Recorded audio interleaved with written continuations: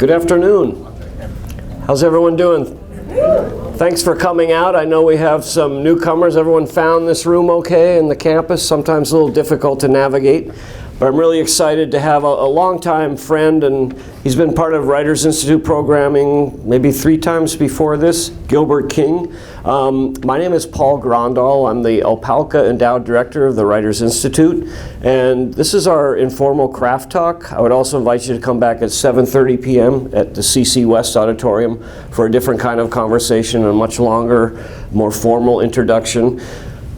I'm really happy to see Ed Schwarzschild's creative nonfiction class here. We were there earlier at 3 o'clock.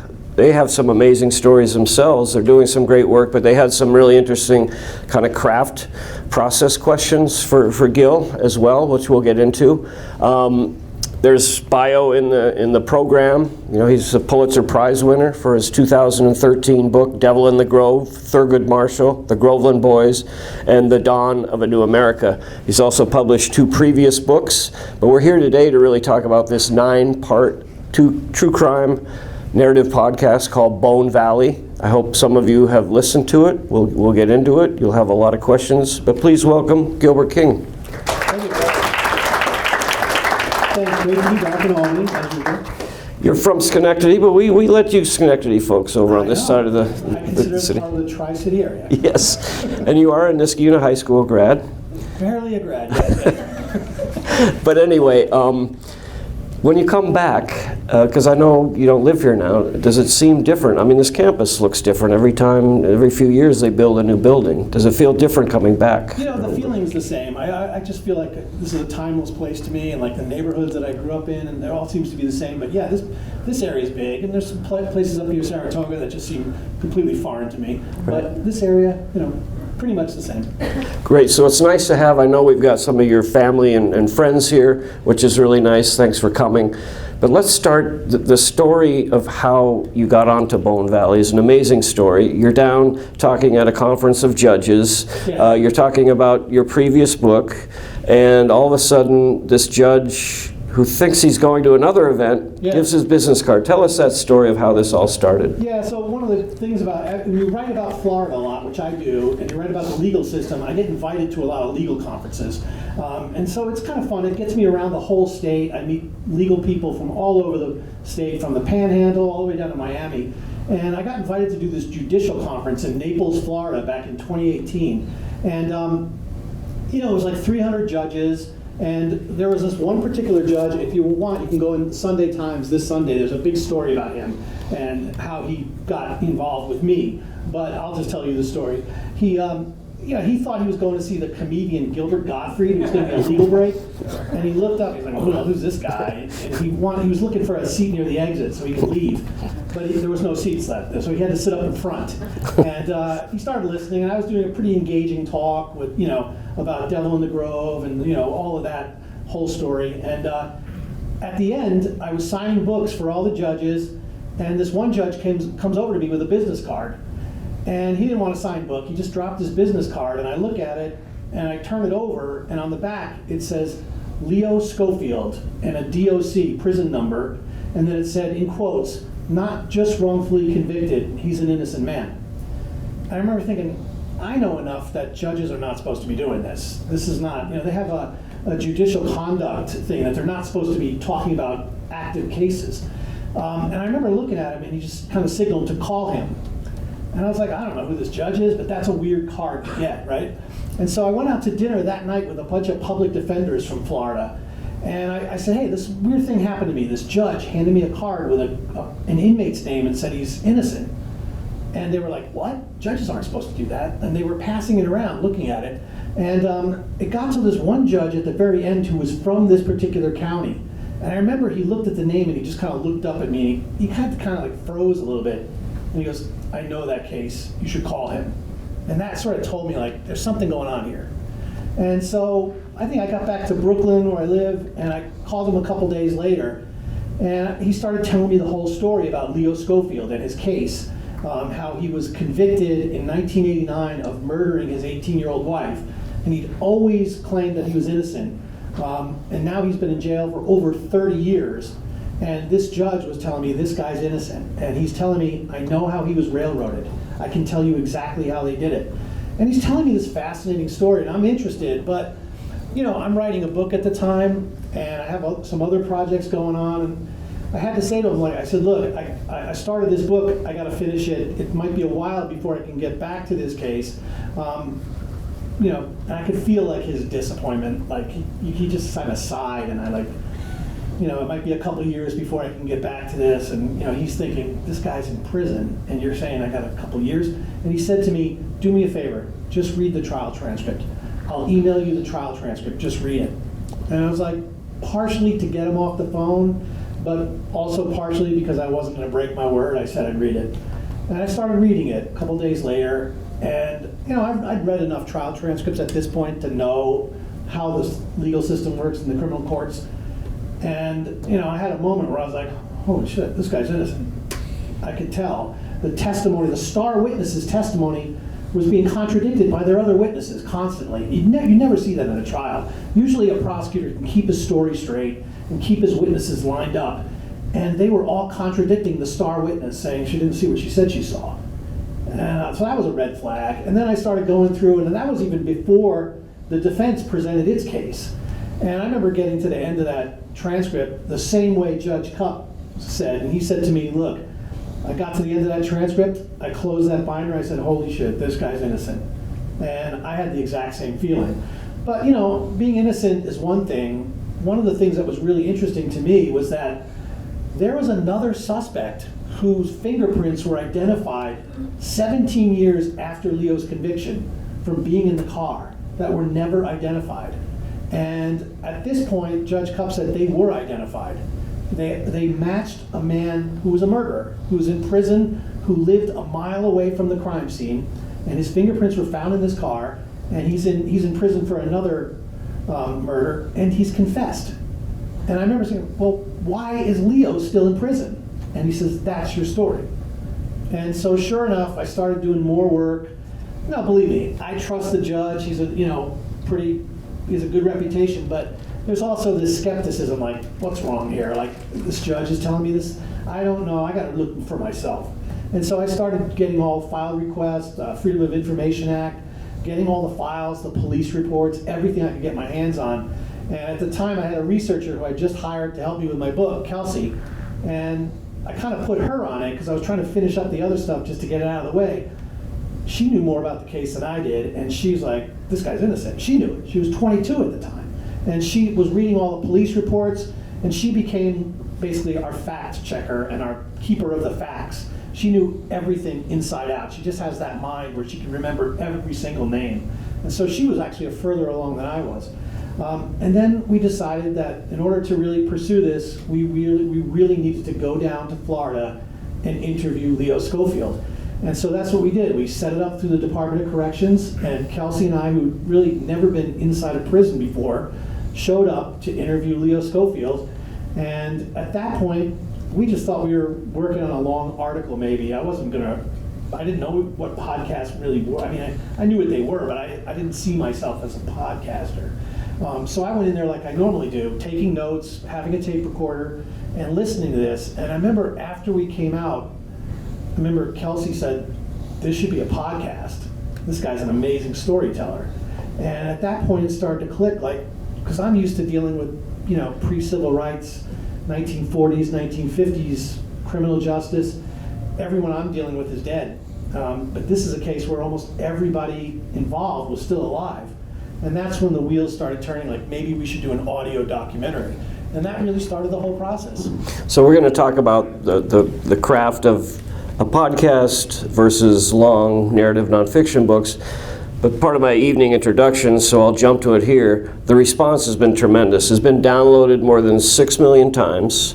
It was up to number 4 on Apple podcast lists. And it's up for 3, they're called Ambies. They're essentially the Academy Awards, the Oscars for podcasting. You're up against Anderson Cooper and other people, and your first time out. So I think you made the right choice, but you were reluctant. This is the other part of podcasting. You talk about the story behind the story. You pretty much open up. It's I kind of blew this guy off. I had the other book. I wasn't really sure. and you're kind of a character and playing off of Kelsey. Yeah. What you debrief in the car after every interview, and you put that into the podcast. How is putting yourself into the story so different than your 3 previous books? Yeah, it's really awkward, like writing narrative nonfiction, book length, narratives of history, like what part do I have? I wasn't even born yet. And so using anything first person just felt weird. The only time I ever did it was in the first book I wrote, The Execution of Willie Francis, where I put it in the prologue about how I learned about the story, and people were telling me like it's a whole nother world down there, and I thought that was really a part. They were describing this part of like Bayou, Cajun, Louisiana as this surreal, otherworldly area. And I just felt it was really important to show that I knew nothing about this. I'm a kid from upstate New York. I've never been to Louisiana, I don't think, at this point. And here I am in the swamps and bayous of Cajun country trying to figure out a 1940s murder. And I just thought it was just kind of an interesting thing to just how people were talking to me. But other than that, my books are not first person. They're always third person, authoritative narrator based on research and history. And now, like, I'm 60 years old, and all of a sudden, you gotta put your heart and your feelings into it. And I'm like, that's not me. That's somebody else. I'm not doing my feelings. Who cares about my feelings? And that kind of became a running gag through this thing, like, because Kelsey's like 23, 24, she's going through this whole thing, and it's just a different generation. And she's like, what are your feelings? I'm like, Cornell, like, I don't want to talk about that stuff. And so we have a lot of those awkward moments where, she's trying to get me to be a little bit more human, I guess, and I don't want to do this, and I'm just swearing the whole time. So, But so, how did you settle on 9 parts, the structure? So it's essentially 9 hours, roughly an hour. Yeah. But you must have had, hundreds of hours of tape? How do you make those selections, and how do you fit these 9 parts or 9 chapters? Yeah. How did you? Well, the very first thing we did is we started working on an outline. We just want to try and figure out where this story goes, what the transition are, like the end of the chapter. How are you going to end it? Because there is this thing in podcast storytelling, which is not that dissimilar from writing books. You kind of want to end with something that promotes and pushes into the next chapter. And so I think it was just important to have beginning, middles, and ends from each chapter when I write them. So I felt like that was a really important thing to do in the podcast. So when we started outlining it and figuring out the story, and by this time, we'd spent like over 3 years on this case. We've been researching it to death. We went through COVID where we couldn't go anywhere, so we just worked on the story together. And just once you have the outline, well, that's a template. If you look at my outlines and my proposals from any of my books, they look nothing like the book you actually end up publishing.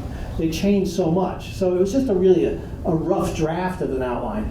But I noticed towards the end we got 8 episodes, and then we started listening to the tape when we went in to see Jeremy Scott and went in to interview him, and the tape was so good that we just felt like we can't combine this. We were going to try and combine it in the episode 8 as 2 episodes. And I said, we can't do it. We need a 9th episode.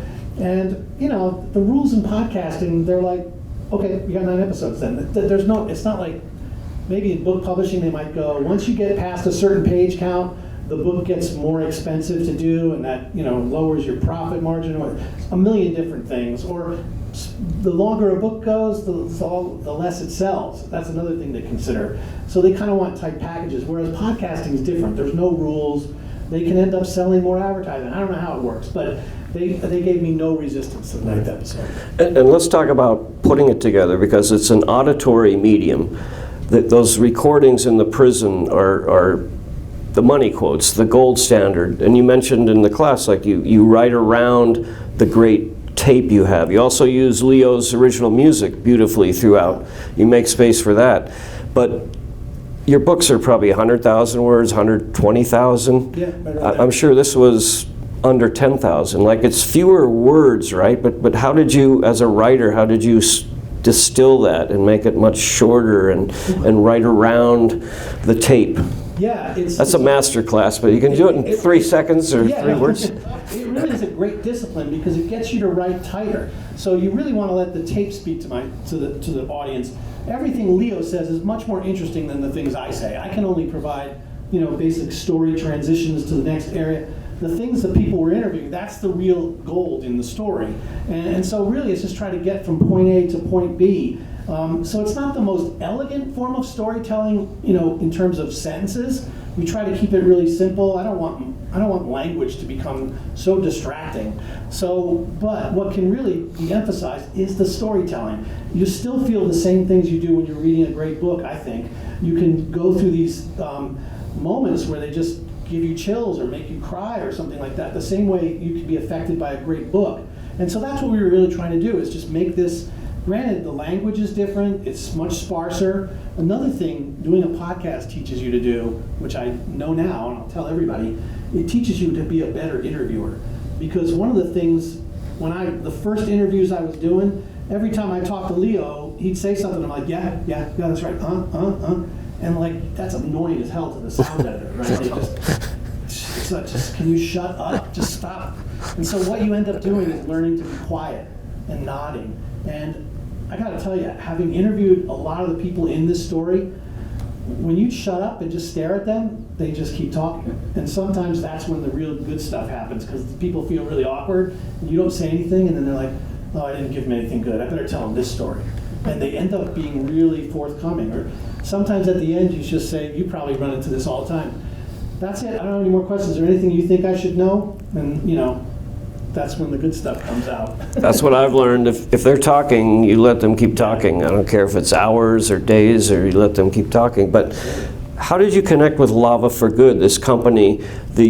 They were, big-time record producers with major acts, and now they're putting their money into these kind of social justice stories and causes, and they really shaped it and invested a lot in this production. How did you work with them or get to meet them? Well, the real reason is because I started this process with 2 other companies and just didn't quite work out.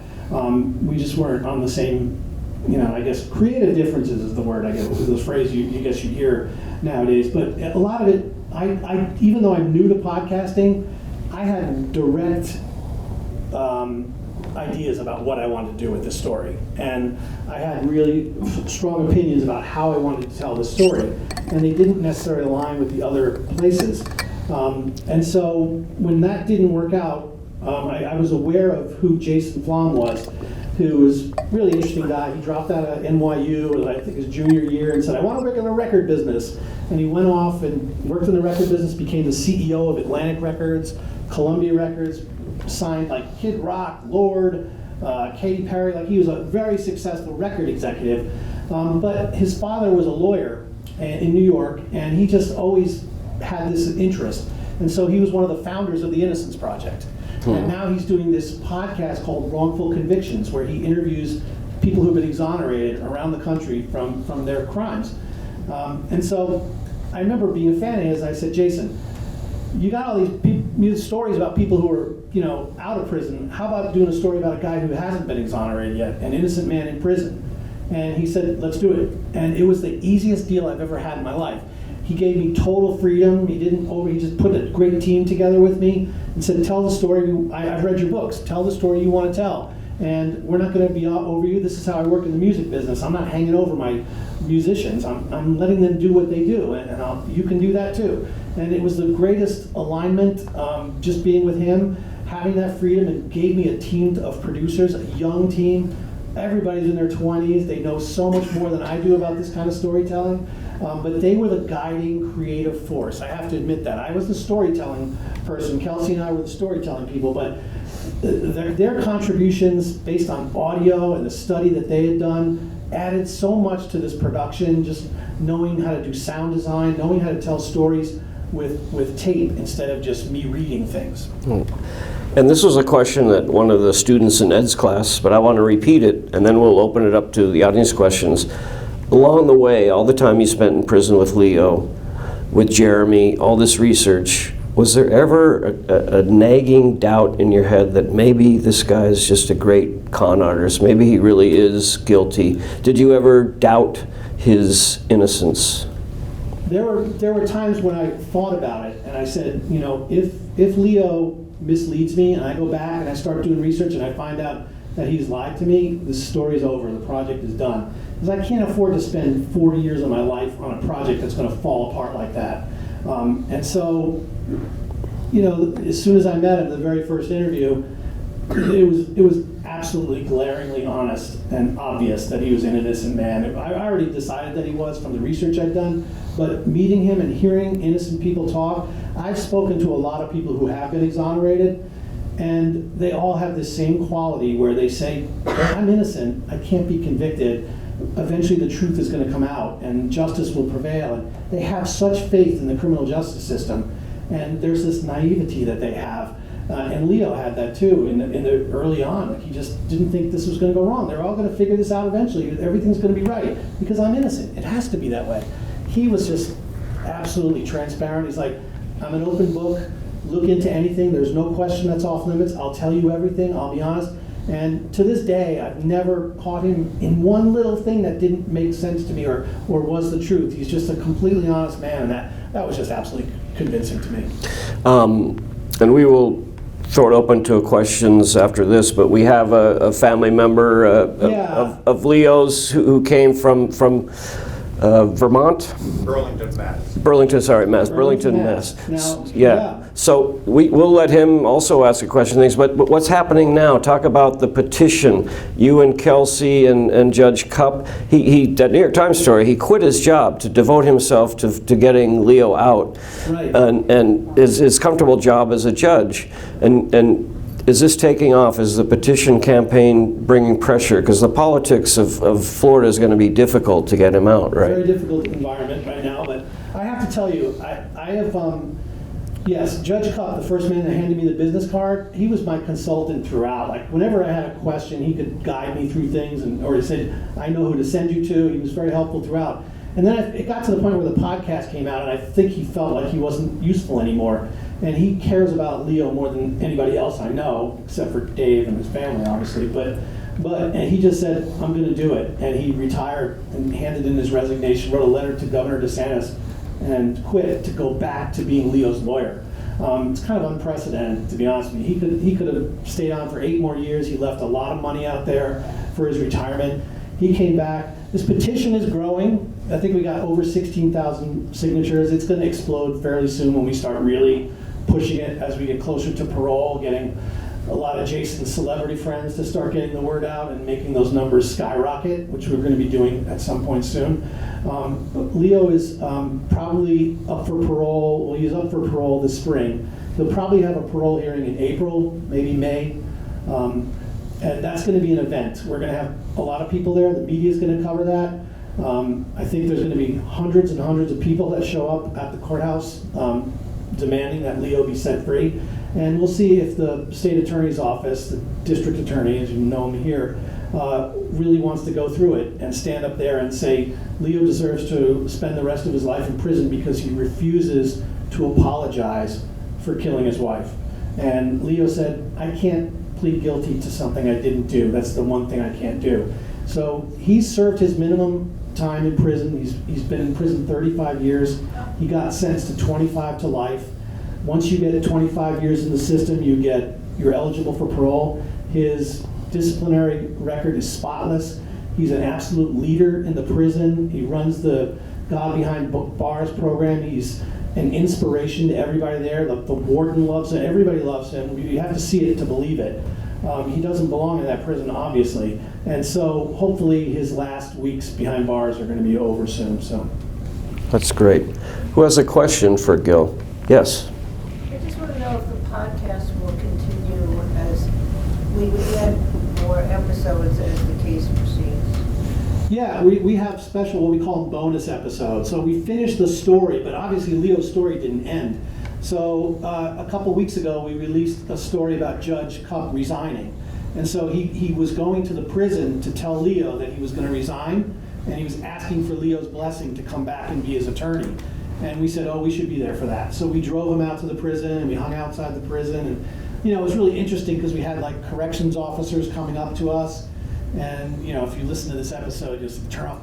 They were basically telling us he's innocent. We know he's innocent. We all know he's innocent. He doesn't belong here. So it was really interesting. We got to talk to one of those corrections officers, and Judge Cupp just told us about the whole story about what it was like telling Leo that he was leaving. We have a couple more that we're planning up to parole, and hopefully this will end at the parole and he's set free, and obviously his case isn't ending because he's never going to stop fighting. He has to be exonerated. This is a crime he didn't commit.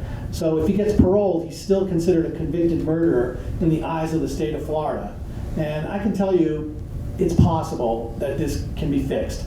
And I know when I wrote Devil in the Grove, that's a case that was 72 years old, but just last year they finally exonerated the Groveland Four. And it was officially done in 2021 in a court of law. They reopened the case. I handed over all my records. I worked with the prosecutor, and finally they were exonerated. And that's what we're going to do for Leo. We just can't end it at this and let him go off in his life. He's an innocent man, and he needs to be treated by the state of Florida as an innocent man. That's great. Who has another question? I want to create an award for Gilbert King, too, a humanitarian. You're not just a writer or a podcaster. My gosh, you're getting cases overturned. There's no way you meet people like Dave. They're part of your life. We saw Dave. We went to hearings together to watch Leo argue for his life, and we sat in that room and watched it go, and watched the judges ask questions and go, this might not turn out so well. It becomes part of your life. You can't just walk away from it like I could from if I'd written something else and move on to the next project. It's impossible to do. These lives are part of your life now. So, yes, sir. So what's Ron DeSantis' phone number? It's interesting because we're put in this position where I don't put politics in any of the stories I write. I kind of keep that out of there. To me, it's never about right versus left. It's about right versus wrong. And I feel like we can accomplish a lot more in the criminal justice space by just leaving politics out of this. And to Governor DeSantis' credit, I don't like a lot of the things he's doing down there with education and trying to keep my books out of the classrooms. I don't like that at all. But I can tell you that he said that he was going to address the Groveland Four if he got elected. And it was like his second day in office, and he called a pardon hearing, and he did it. So I'm like, if you do those kind of things, and where our interests are aligned, I'm not going to write op-eds about you, which I did for the Washington Post. I kind of regret that, but we have a lot of people in high places on both sides of the political spectrum, and they're helpful. And I think they're thinking this is not a political thing; this is a right versus wrong thing, and we can get a lot more progress done that way. But yeah, there's going to be a time where we'll probably be pushing Governor DeSantis. It's a little difficult because I think he's running for president, and I think he's got this thing where I don't want to be seen as the soft on crime guy. And we're trying to convince him that there's no political price that you will pay for letting innocent people out of prison. Right. But he has the authority to let them out tomorrow. Yeah, the governor can let us. Yeah. You can do it right now. Yeah. Who's Kelsey guy? Sounds like a crack assistant. How did she enter? Who is she? So when I was working on my last book, Beneath the Ruthless Sun, I had to go into the Columbia University Oral History Department and get the archives, and she was one of the archivists. And so, she was looking for a job after college, and I said, you seem pretty smart. And so I started working with her. I put her on my book, and she was doing a lot of research, stuff that I couldn't do at the time. And I remember we had this conversation. I was trying to decide. I had a TV thing going. I had another book, Leo's story had come to me, and there was something else I was working on. And I was trying to get her opinion, like, you've looked at all these stories, what do you think I should focus on next? And she just kind of looked at me like, there's an innocent guy in prison, that one. And I remember, oh yeah, that's right, like, let's do that one. And ever since then, we were on it together. And she was there the whole way through. I make sure, sometimes people like, oh, and Gilbert King's sidekick, she was an equal partner in everything we did. From, I'm not kidding you, from all the research to the writing to the story. She's just a really smart person who cares about criminal justice. And it was a really good balance for somebody like me who's kind of jaded and I've seen a lot of this stuff, for someone to see it for the first time and experience the emotion. I mean, in the second episode, we go into the evidence room and we look at all the evidence and the crime scene photos. They're horrifying. It's pictures of Michelle on the autopsy table with all her wounds invisible. And, I've seen this stuff. It's emotional for me, but I've been around a little bit. And we get out to the car, and that's where we debrief and talk about what we've just seen and just record it. And she just started crying. And I remember we had discussions like, I don't want that in there. That's too personal. We don't need that. So let's tell Leo's story. And the producer was like, no, that's like one of the real human moments. And I remember just saying to Kelsey, are you okay with this? And I thought she might say, I don't want that out there. But she was like, that's real, that happened, it's not contrived, keep it in there. And so that was really, how we made a lot of these decisions. Like, is it real? Is it honest? It is. And so we left it in. I had to trust her as much as she had to trust me on this stuff. But yeah, she was, she was there the whole way through. And her contributions really kind of go understated. She's extraordinarily valuable to the story. I'll just say the very last thing, it's a process thing. But every once in a while the scripts are really tightly designed. Like, you have to finish the script in a week, and then you record for 2 days, and then you listen to the first edits. So like, there's a schedule, and it lasts for many months, and you have to stay on schedule. And I'll be honest with you, a lot of our scripts were a mess. They had beautiful moments in there, but they weren't coherent. And I remember the producer saying, why don't you and Kelsey just take a look one more time? And we would just sit on the phone and go through the script line by line. And that's where everything came together, that very last edit between me and her. And I'll be honest with you, I would say 60% of it and 40% of it, with her, the favor going to her. She made the changes that made the most sense. So she was extraordinarily valuable, not just as a researcher, not just as the person sticking the microphone in people's faces. She had to learn all of that, but even in writing and storytelling. So she's going to have a much better career than I ever will in podcasting. She's getting calls from everywhere, like, we know he didn't do anything, you did. Go ahead. I don't know if you want to mention anything about Jeremy Scott. He's a killer, and yet I had empathy for him in a weird kind of way. Yeah, and that's another thing. Like, this is a person who we believe killed 4 people. He's confessed to killing 4 people. 3 of those murders he's forensically tied to. So to us, it's kind of a no-brainer. Can we check the evidence on that 4th one, the cab driver? Because we don't know. He confessed to that one too, and he lived in this town. It's like pretty obvious to us. And I go in and bring it into the sheriff's office, and they want nothing to do with it. They won't believe me or anything. The empathy that developed was not something in our script. It wasn't in our outlines. We didn't know where the story was going to end. I will tell you this, and this really speaks to who Leo Schofield is as a person.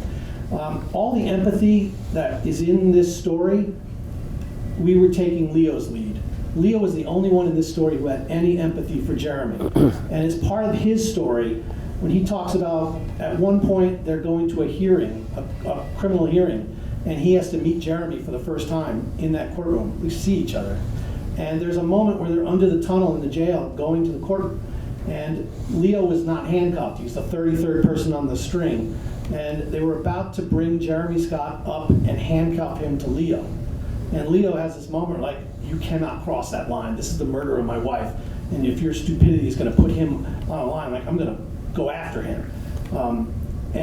He has this thing where he said, for the first time in my life, I felt like a murderer. And it was the system that made me like this. And it took him years to get over that feeling. And the only way for him to survive was to pray for Jeremy Scott, so that he didn't have this hatred and this bitterness of being incarcerated for killing someone who Jeremy Scott killed. And so all of the empathy that we have in our show, it really is led and driven by Leo and his feelings. And that just seemed to be the natural way to follow Leo's instinct. And that just tells you the kind of person that Leo is, because I'll tell you, the prosecution doesn't care about either one of these guys. The state is not interested in justice for Michelle. They're interested in the conviction. And they got their conviction, and they don't want anything more to do with this. The truth doesn't matter. But the truth is still something that both Leo and Jeremy Scott care about. And it's for their own survival. Jeremy confessed because he's being tortured by the knowledge of who he is. This is his pathway to some kind of sanity and some kind of justice, is to admit to the things he did. And I think that comes out in the story. Yes, sir. It's so inspiring to hear you talk about this, and even after listening to it, having talked with you before, it's just, every time you talk about it, it's just, you're so passionate, and it's just inspiring. And you've talked a little bit about how you went from the writing to doing the podcast. I wonder what it's going to be like for you after this. Like, maybe it's too soon to say, but how do you think working on this project, the composition, the structure, the passion of it, how's it going to affect what you do next? Are you drawn to another podcast? Are you drawn to another writing project? Will it change how you write? Will it change how you think about other people? Anything along those lines? Yeah, I'm glad you asked that because it is something I think about. And like when you write in these kind of spaces, the justice, social justice, I'm very much involved with the Dayton Literary Peace Prize, which is all about peace and social justice. And so that becomes my environment. And I realized like I don't want to write a book about a dead president, which would probably be the smartest thing for me to do with a Pulitzer Prize, to like Pulitzer Prize-winning author, the book about Lincoln. You know, I just feel like that's for other people. This is what I care about.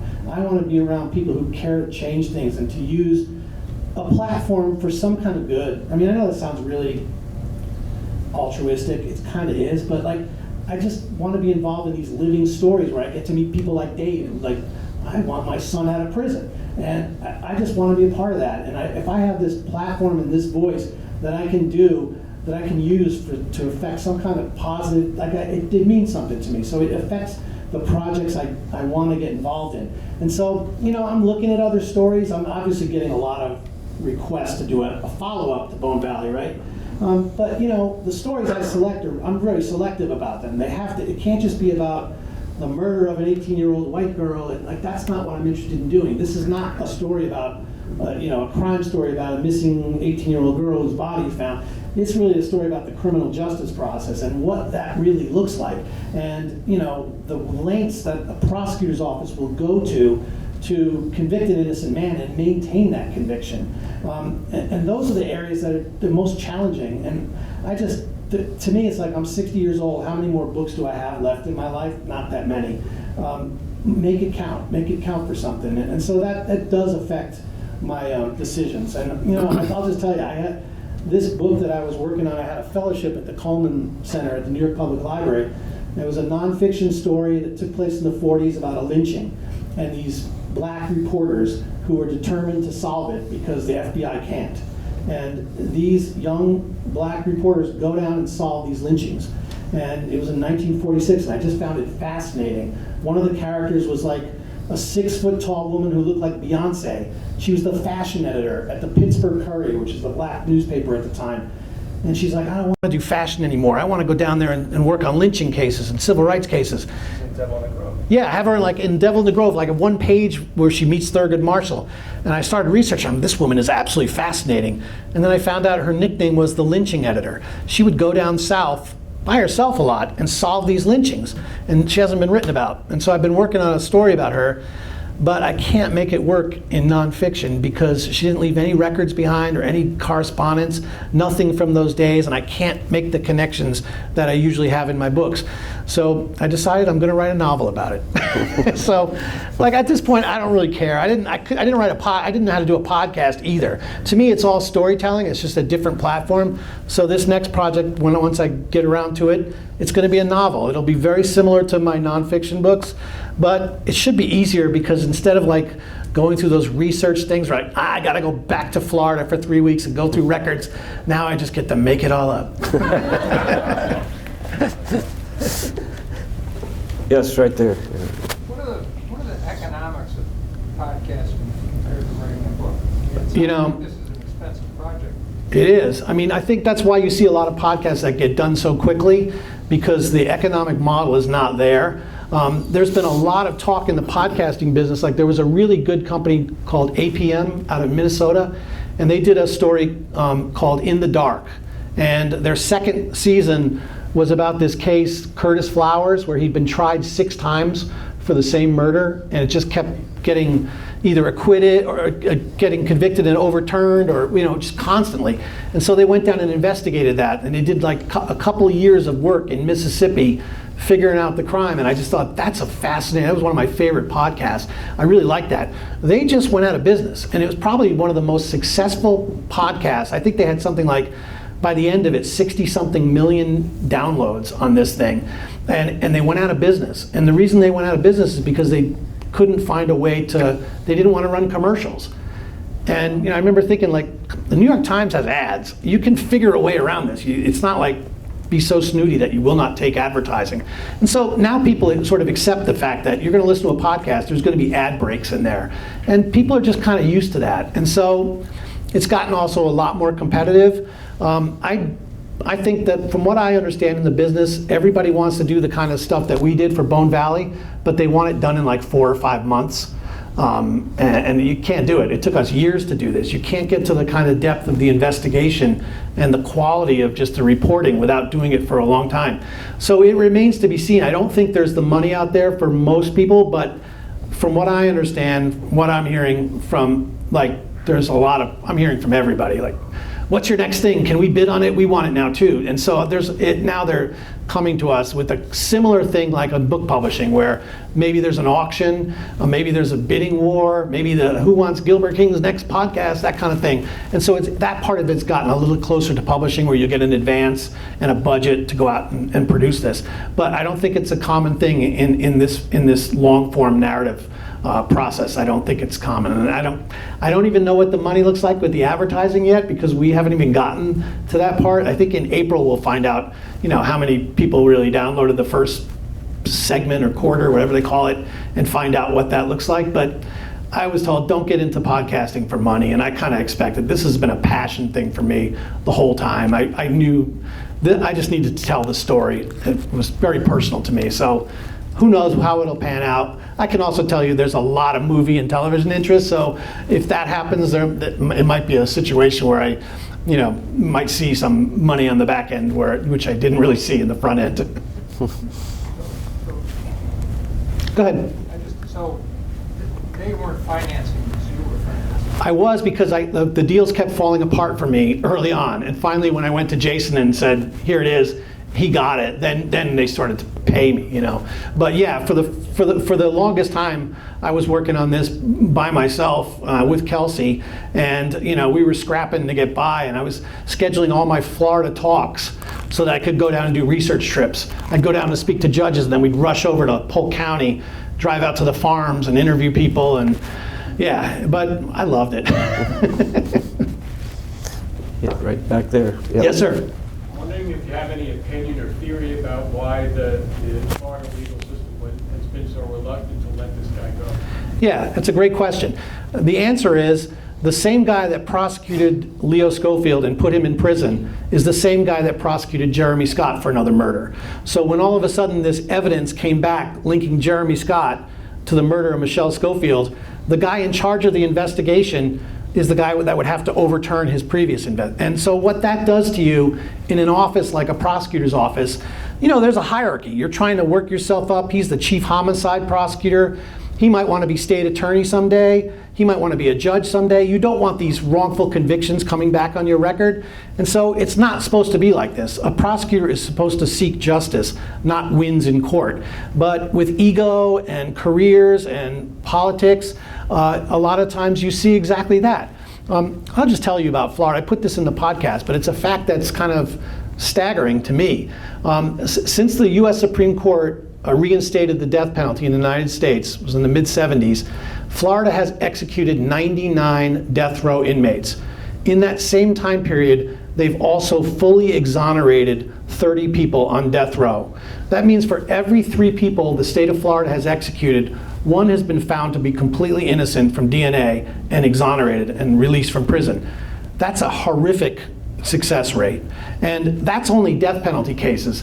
Those are the cases when you get a lot of appeals. You have extra teams of lawyers looking at your cases. Imagine cases like Leo, where it's not a death penalty case, it's life in prison. Imagine how many wrongful convictions there are when they're not looked at by lawyers. So it's a real problem. I mean, it's hard to imagine that the state gets so many cases wrong. It's not just Florida. You can look at Texas, California, there's a lot of problems. But in some of these more rural southern states, it's a bigger problem because they don't care about wrongful convictions as much as you might get in New York and Massachusetts and some places where they have more progressive state attorneys that really care about this stuff. We go into Polk County and we ask them why they don't have a conviction integrity review unit to look at cases of innocence where maybe it's a possible wrongful conviction. And they say, we don't need that. That's for the big cities. We get our cases right. If a plane falls out of the sky, there's an investigation. We want to find out what went wrong and make sure it doesn't happen again, right? If you go in for an appendectomy surgery and you die on the table, there's an investigation. They want to find out what happened and what made it wrong. Lawyers are there to sue doctors and to sue airlines, but lawyers don't want their own cases to look at because they don't make mistakes. It's preposterous. So these state attorneys' offices are just really hiding and keeping these cases in the dark. They don't want these cases exposed. And when you listen to like episodes 7 and 8, those are like hearings where the prosecutor speaks, and you hear Jeremy Scott being cross-examined by the prosecutor, and it amounts to me to like abuse. It's verbal abuse of this mentally, disabled young man. What the prosecutor's doing. When you go to the parole hearing and you hear this former state attorney get up there and you say you cannot release Leo Schofield from prison because he's never apologized for killing his wife. He's never said I'm sorry, and you hold that against him. I talked to Leo about this on the phone, and this is just last week, and he said to me, Gilbert, I could go in there and lie about that. What would get me? I'd have to tell a lie to get out of prison? It doesn't make any sense. I'm not doing it. I'm not ever confessing to something I didn't do. It's easier for me to spend the rest of my life in prison than to admit to murdering my wife and being known as a convicted murderer. I'd rather fight for that innocence that I deserve. And so when you hear that tells you a lot about a prosecutor's office, the depth they're willing to go to keep innocent people behind prison. And they know it. That's the problem. They know this guy's innocent. And that prosecutor is dead now, so they're kind of protecting his memory in a way. He was very corrupt, the way you paint him in the podcast. How many have listened to the podcast? I think that. Wow, all right. Because there were some really granular questions, but we won't get into. But Jen, do we have the trailer? Is it queued up here? We're going to do that at night. Yeah, we're going to, so come back tonight, we're going to play the trailer, which is 3 minutes, which kind of gives you the great overview for, I'm sure there are people who haven't heard it yet. So I think you get the gist of the story. It is a story about an innocent person in prison for all these years, but there's so many side twists and characters and swerves. You call them red herrings. Yeah, I mean, there's some weird stuff that happens, but narratively they really work. Like one of the weird things is Leo's real father, not Dave, by the way, Leo's real father was part of the search team. And it was a methodical search that worked backwards from where the car was found to the place where Michelle was last seen. And they split up, all the families and friends split up, and Leo's father found Michelle in a drainage canal.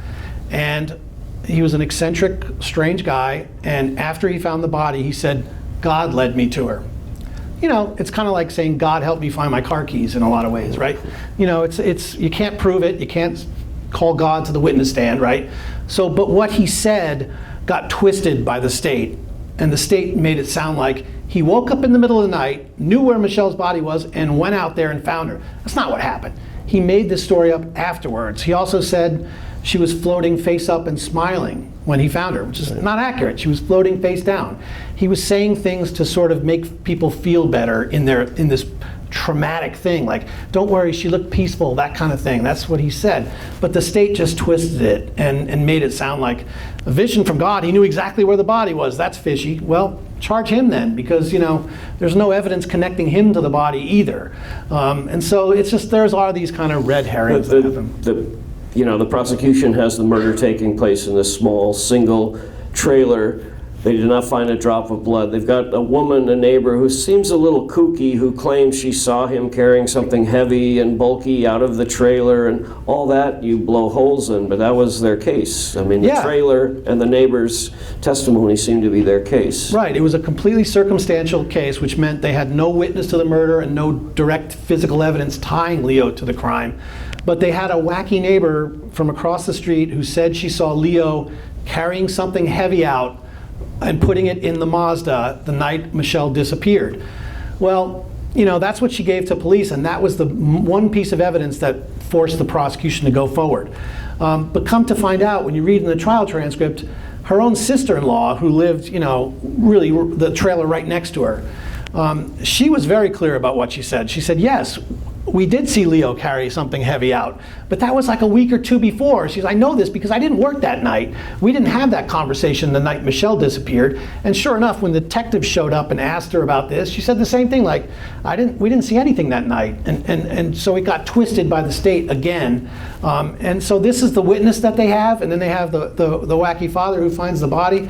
That's not enough for a really good attorney to convict someone sometimes, to tell that story, and that's how he got the conviction. It didn't hurt that Leo's lawyer did no research, did no investigation, didn't interview any witnesses before the trial. Leo said the night of his trial, he showed up with a blank legal pad and basically said, so what's this case about?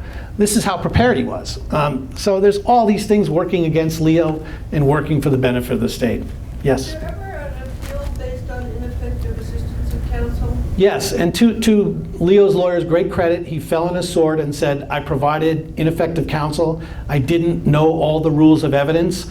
He was kind of this Florida guy who, like, his sort of MO was trial by ambush. I don't need to do any preparation. I'm so good on my feet. Whatever the state's witnesses say, I'll just shoot holes in them and everyone will believe me and we'll go home. And he told Leo, you got a 90% chance of being acquitted. Don't worry, kid.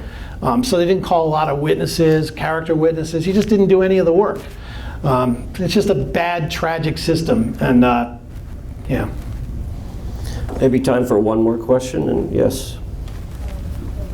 So when I was listening to a podcast and also your book, you're investigating something with like secondhand materials and records. And one thing that fascinates me is like how you're doing the details. And because like none of us sitting here is actually insane, right? Especially when we're writing something that happened like years ago.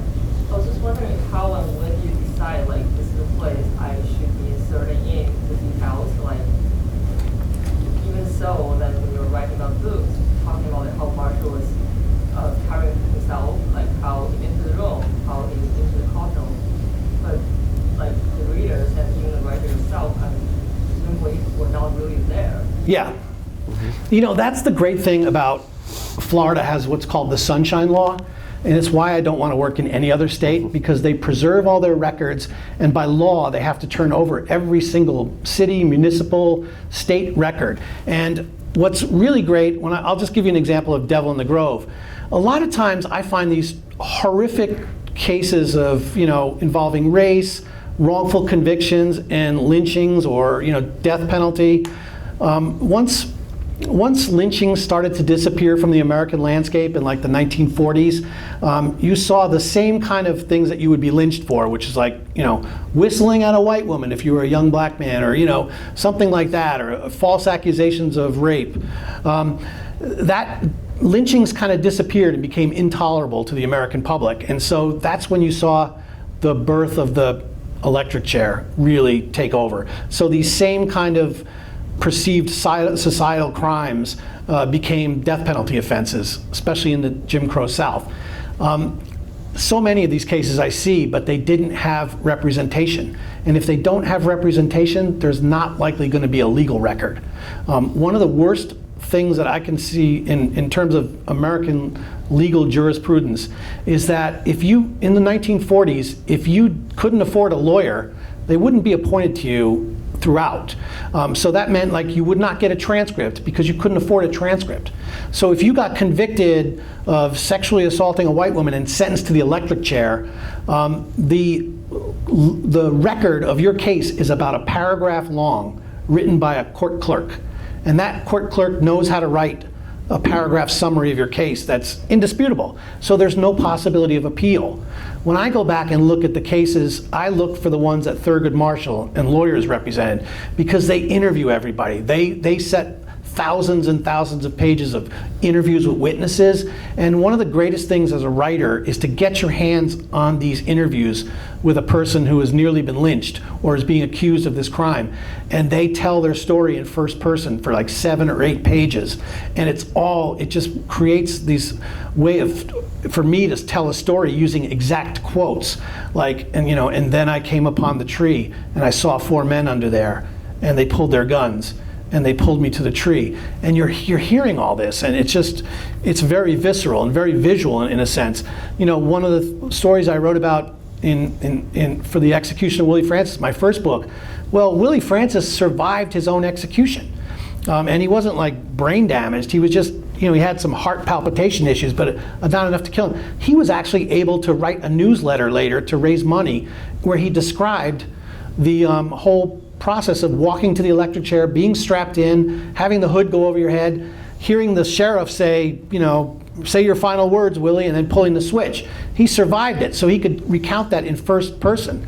You know, that's the very first chapter of that book. I had two friends who were reading this book tell me they had to stop reading. We talked about creative nonfiction in your class earlier. I had two friends tell me they had to stop reading because there's no way you could have gotten into the head of that kid, because they just presumed he died in the electric chair. How does he have this information? He's pulling it out of thin air. And so those are the kind of documents that are so rich. And for someone who writes nonfiction narrative, getting your hands on those first-person interviews where people are describing the trauma they experienced and the visceral details of, you know, the last thing my mama said to me as I was being pulled away, those kind of things are just so haunting. But, you know, those are documents it's just gold for a writer because it puts you in that spot. I don't have to worry about appropriating someone's life.